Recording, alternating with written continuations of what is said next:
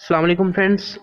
आज हम लोग इंट्रोडक्शन टू बायोलॉजी डिस्कस कर रहे हैं। तो सबसे पहले बायोलॉजी के मुतालिक जो सबसे पहले बात जाननी ज़रूरी है वो ये है कि बायोलॉजी जो है वो एक साइंस की ब्रांच है। जिस तरह से केमिस्ट्री, फिज़िक्स, मैथ्स और डिफरेंट ब्रांचेस हैं साइंस की, डिफरेंट साइंसेस हैं। इसी तरह से बायोलॉजी भी एक साइंस है, एक ब्रांच है साइंस की। इसके अंदर हम लोग लिविंग ऑर्गेनिजम्स से कंसर्न है, यानी हम इसमें लिविंग ऑर्गेनिजम्स के मुतालिक पढ़ते हैं, लिविंग ऑर्गेनिजम्स के मुतालिक जानने की कोशिश करते हैं। लिविंग ऑर्गेनिजम्स के मुतालिक जो स्टडी है वो बायोलॉजी कहलाती है। बायोलॉजी का जो वर्ड है वो दो वर्ड्स से कंपोज है, बायोज और लोगोस। बायो और लॉजी, बायो का मतलब होता है लाइफ और लॉजी का मतलब होता है स्टडी करना, टू स्टडी या टू थॉट और टू रीज़न, यानी लाइफ को पढ़ना, समझना, जानना।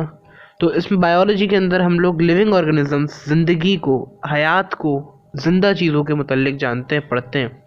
अब लाइफ को यानी लिविंग ऑर्गेनिजम्स को हम लोग तीन ग्रुप्स में डिवाइड कर देते हैं। पहला ग्रुप एनिमल्स, इसी तरह से प्लांट्स और माइक्रो ऑर्गेनिजम्स। अब ये क्या क्या है? एनिमल्स से सब वाकिफ़ हैं, यानी ऐसे ऑर्गेनिजम्स जो कि मोबाइल होते हैं, मूव कर सकते हैं खुद, और जो है अपने फूड के लिए दूसरे ऑर्गेनिजम्स पर डिपेंडेंट होते हैं।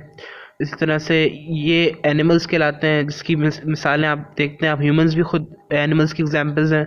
इसी तरह से हॉर्सेस हैं, पांडाज हैं, एलिफेंट्स हैं, ये सब एनिमल्स हैं, और इंसेक्ट्स भी एनिमल्स हैं।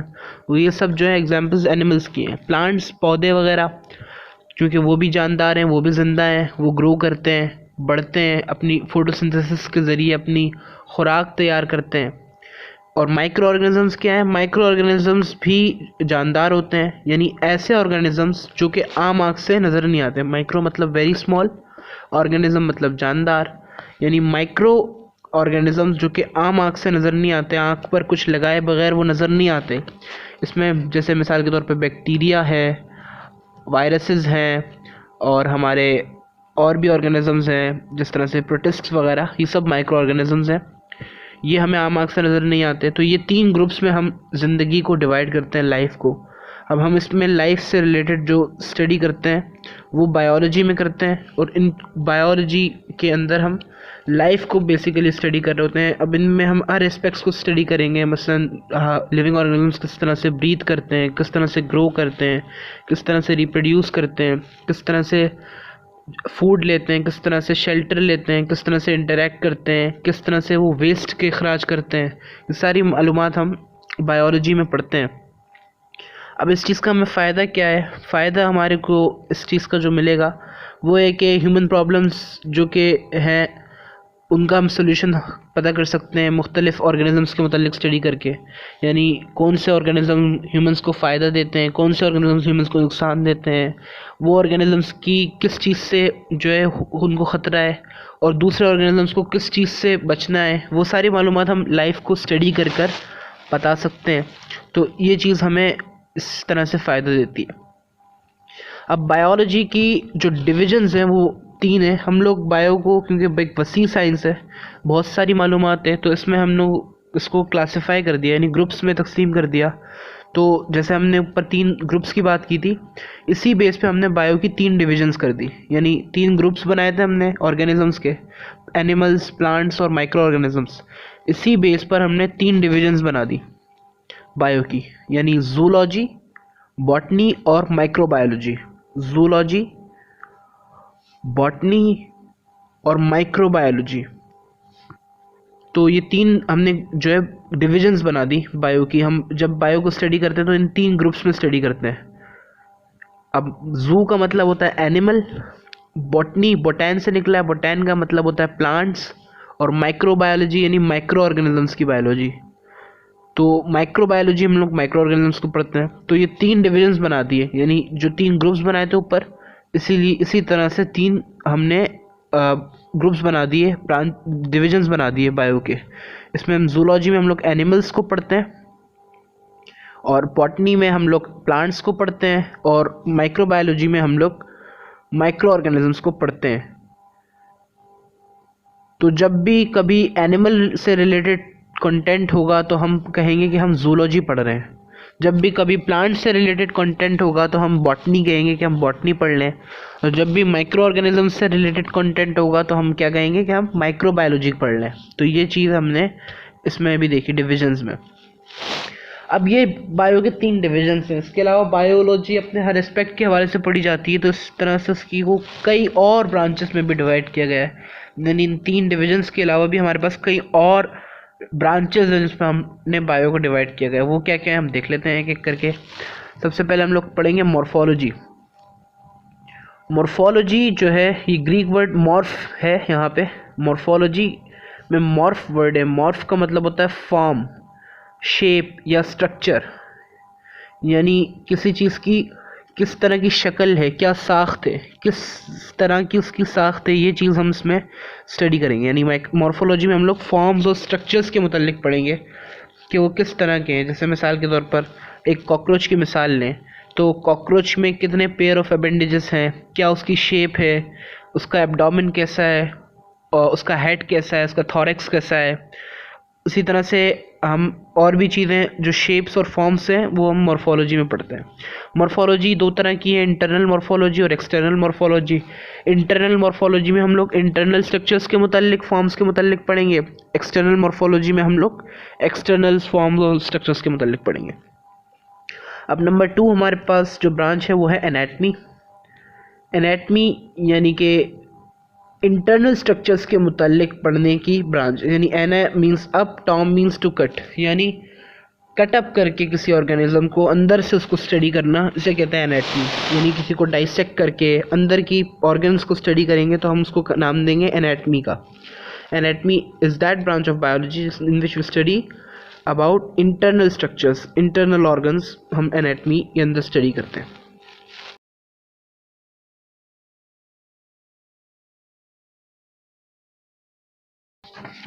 नंबर 3 हमारी ब्रांच है हिस्टोलॉजी। हिस्टोलॉजी में हम लोग क्या पढ़ेंगे?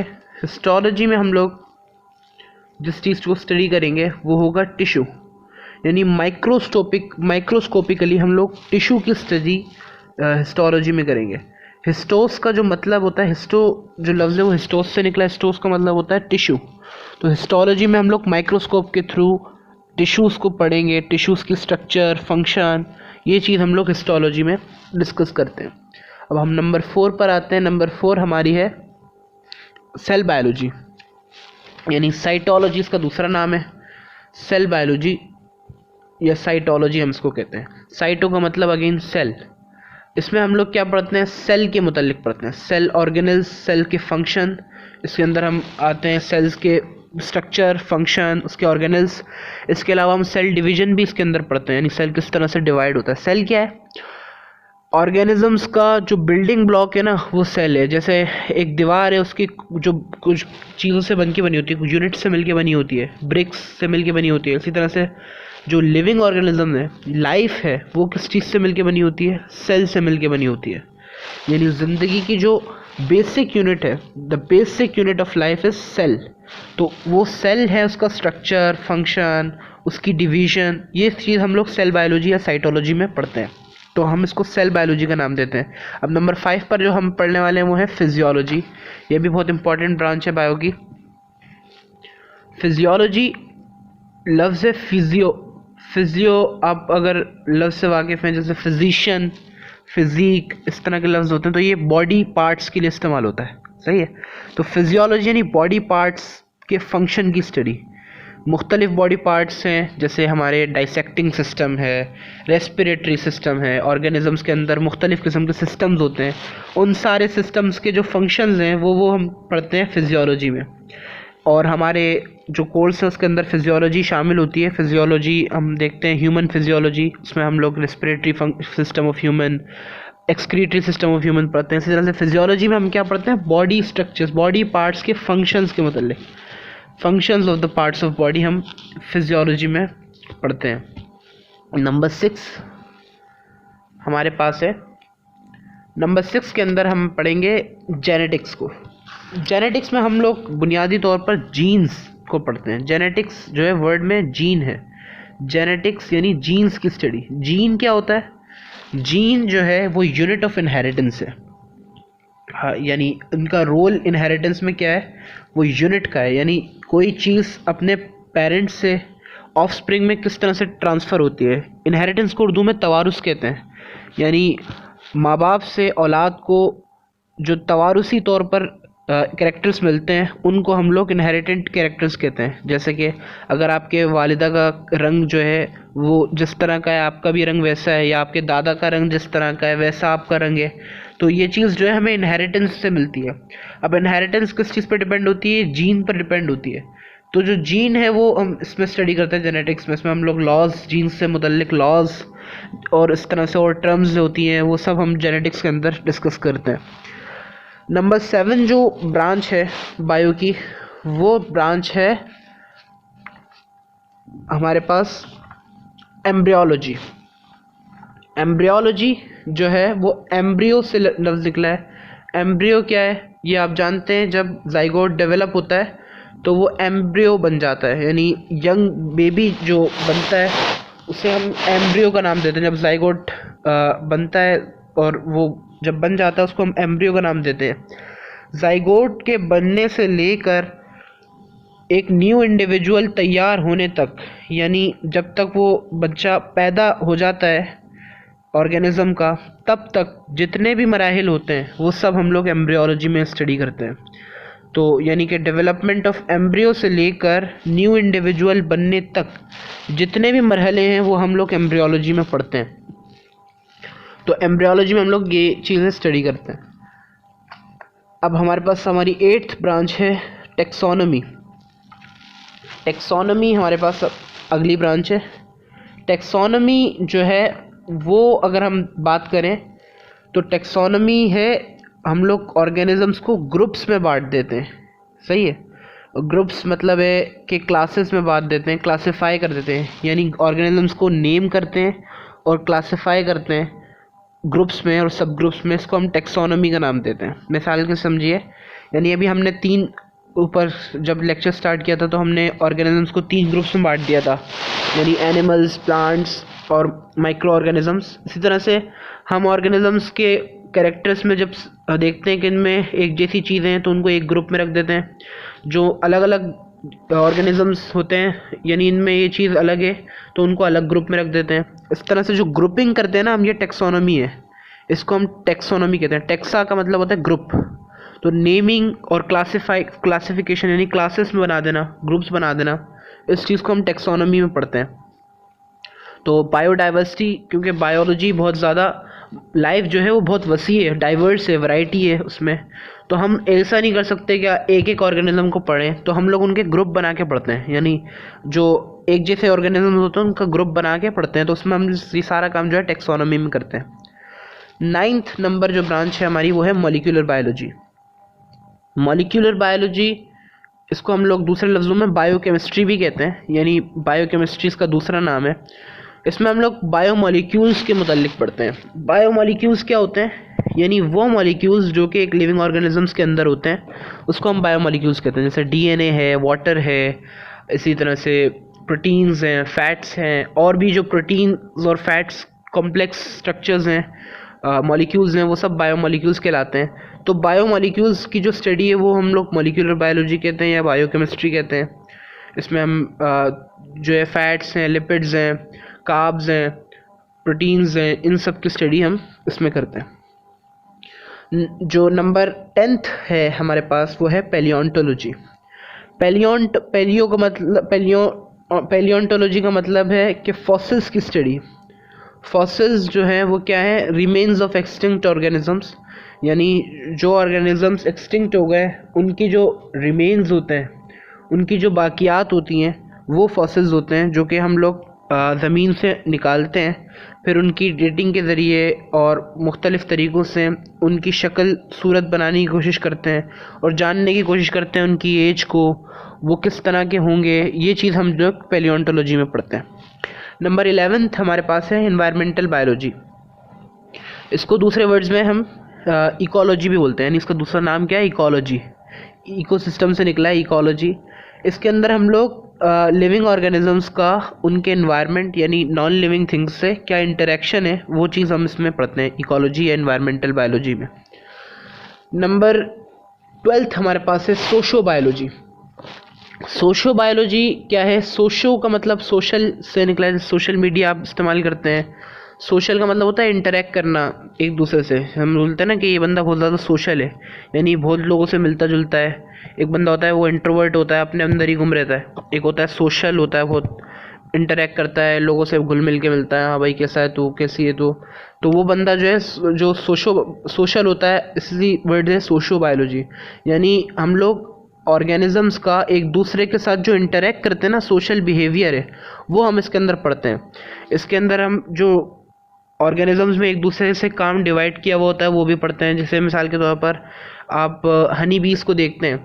हनी बीज के अंदर जो शहद वगैरह बनाती हैं, उनमें देखें तो कुछ मक्खियाँ जो हैं वो नेक्टर कलेक्ट करती हैं, कुछ रिप्रोड्यूस करती हैं, कुछ जो है छत्ते को प्रोटेक्ट करती हैं।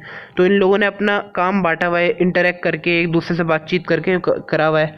तो ये जो सोशल बिहेवियर है ना, ये स्टडी हम करते हैं सोशो बायोलॉजी में। तो ये चीज़ जो कहलाती है, यानी जो स्पीशीज़ सोसाइटी बनाती हैं उनके एक दूसरे के सोशल बिहेवियर को स्टडी करना सोशो बायोलॉजी कहलाता है। अगली ब्रांच यानी 13th ब्रांच जो हमारी है वो है पैरासिटोलॉजी। पैरासिट यानी पैरासाइट से निकला है। पैरासाइट्स क्या होते हैं? पैरासाइट्स ऐसे ऑर्गेनिजम्स होते हैं जो कि एक और दूसरे ऑर्गेनिज्म जो कि होस्ट ऑर्गेनिज्म होता है इनका, उससे फूड और शेल्टर हासिल करते हैं और वापसी में उसको हार्म देते हैं। यानी कि बहुत जो है बुरे लोग होते हैं, ये बुरे ऑर्गेनिजम्स होते हैं, यानी जिसका खाते हैं उसी को जो है उसको ही नुकसान पहुंचाते हैं। यानी किसी एक ऑर्गेनिज्म से फूड हासिल करते हैं, शेल्टर हासिल करते हैं, उसके रिटर्न में उसको नुकसान पहुंचाते हैं। ये पैरासाइट्स होते हैं। जैसे लाइसिस वगैरह होती है ना, जो जुएँ वगैरह होती हैं, वो इंसान को नुकसान पहुंचाती है, उनसे ही ग़िज़ा हासिल करती हैं। तो ये पैरासाइट्स होते हैं। और जिस ऑर्गेनिज्म में पैरासाइट रहते हैं उसको कहते हैं होस्ट। तो ये पैरासिटोलॉजी के टर्म्स है। पैरासाइट इसकी मुतालिक स्टडी करते हैं, उनके बिहेवियर को स्टडी करते हैं, उनसे रिलेटेड जो स्टडी है वो पैरासिटोलॉजी है। अगली ब्रांच है हमारे पास इम्यूनोलॉजी। इम्यूनोलॉजी क्या है? इम्यून सिस्टम की स्टडी। यानी इम्यून सिस्टम हमारा एक डिफेंस मैकेनिज्म होता है। जब कोई वायरस या कोई बैक्टीरिया किसी के थ्रू हमें कोई बीमारी लग जाए तो उससे जो डिफेंस प्रोवाइड होगा, उससे उसका मुकाबला करने के लिए हमारी बॉडी में कुछ सिस्टम होता है, उसको हम इम्यून सिस्टम कहते हैं। तो उसकी जो स्टडी होती है वो इम्यूनोलॉजी है। एंटोमोलॉजी, एंटोमोस इंसेक्ट्स को कहते हैं। तो एंटोमोलॉजी का मतलब है इंसेक्ट्स की स्टडी। ये भी जो है बिल्कुल आसान सी ब्रांच होती है। इसमें हम इंसेक्ट्स के मतलब स्टडी करते हैं। इंसेक्ट्स जो है वो सबसे बड़ा क्लास होती है इनवर्टिब्रेट्स में। अगर हम बात करें तो इंसेक्ट्स जो है सबसे बड़ी क्लास है जो है इनवर्टिब्रेट्स में, इवन वर्टिब्रेट्स में भी। यानी एनिमल की सबसे बड़ी जो क्लास है वो क्लास इंसेक्टा, आर्थ्रोपोड्स में क्लास इंसेक्टा है। यानी इंसेक्ट्स बहुत बड़ी तादाद में होती है। तो एंटोमोलॉजी जो है इसलिए भी एक बड़ी ब्रांच है, इसलिए हमने यहाँ पे डिस्कशन की। अगली ब्रांच हमारे पास है फार्माकोलॉजी। फार्माकोलॉजी जो है हमारे पास, इसमें हम लोग ड्रग्स के मुतालिक स्टडी करते हैं, यानी अद्वियात, दवाइयाँ वगैरह और उनके ह्यूमन सिस्टम पर इफ़ेक्ट को। यानी ड्रग्स जो हैं जैसे एंटीबायोटिक्स हैं, एनाल्जेसिक्स हैं, पेन किलर्स हैं, इनके असरात, वैक्सीन्स हैं, ह्यूमन बॉडी पर किस तरह से होंगे, ह्यूमन सिस्टम्स पर किस तरह से होंगे, ये हम फार्माकोलॉजी में पढ़ते हैं। तो ये सारी जो है हमारे पास बायो की ब्रांचेस हैं। और भी ब्रांचेस हैं, हम उसको और भी तरीके से डिवाइड कर सकते हैं, मगर एक बुनियादी जो तारुफ हासिल करना है वो आप इन सारी ब्रांचेस को देख के कर सकते हैं। तो ये बायो की मुख्तलिफ शाखें हैं। हम इन सब में लिविंग ऑर्गेनिज्म स्टडी करते हैं, लेकिन चूँकि हम लोग एक एक चीज़ को अगर हम एक साथ ही रख दें तो फिर नहीं कर सकते, हम लोग अलग अलग ग्रुप्स बना देते हैं। तो इसलिए हमने जो है ब्रांचेस यहाँ पे पढ़ी हैं। इंशाल्लाह अगले वीडियोस में हम लोग बायो के मुतल्लिक करियर इन बायोलॉजी हवाले से डिस्कशन करेंगे और भी डिस्कशंस करेंगे, यानी लिविंग ऑर्गेनिजम्स के मुतल्लिक, और इंशाल्लाह लेक्चर्स अब आते रहेंगे। तो आज इस वक्त के लिए हम यहीं तक रखेंगे। तो इंशाल्लाह फिर मुलाकात होगी। खुदा हाफिज़, अपना ख्याल रखिएगा। अस्सलामु अलैकुम रहमतुल्लाह।